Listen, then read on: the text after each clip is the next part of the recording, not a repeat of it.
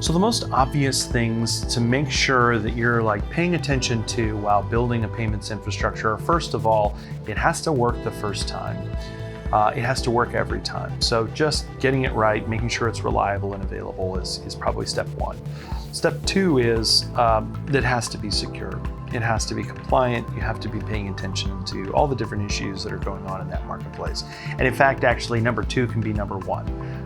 If you're not in a position to better understand how encryption and other technologies for security work, you probably, that's kind of a disqualifier.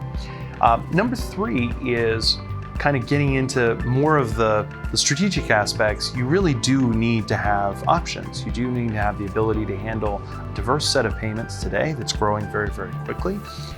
And if you're going to do that yourself, then that means a commitment to figuring out the differences between things like cards and wallets and bank transactions, as well as proprietary transactions like loyalty or offers or gifts and things like that. At the end of every day, you're going to have to figure out how much money arrived in the bank for settlement and whether or not that was correct.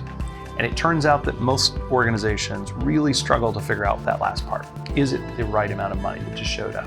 Am I being charged correctly? Were the fees that were deducted appropriate? What happened when I processed some other transactions in some other way?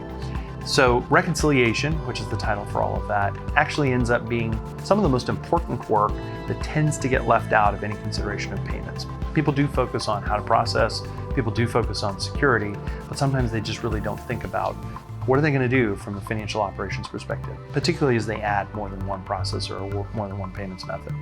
Last but certainly not least is things go wrong. They always do. And so whether that's with customer experience or whether that's operationally, you need the ability to process refunds. So a refund in particular is an interesting test of whether or not you've built your payments infrastructure in an effective way. Because if you have connections to a lot of different payment services, they're all going to think and process payments in reverse differently. And that's a great leading indicator as to whether or not you've really thought your way through the payments infrastructure you're contemplating.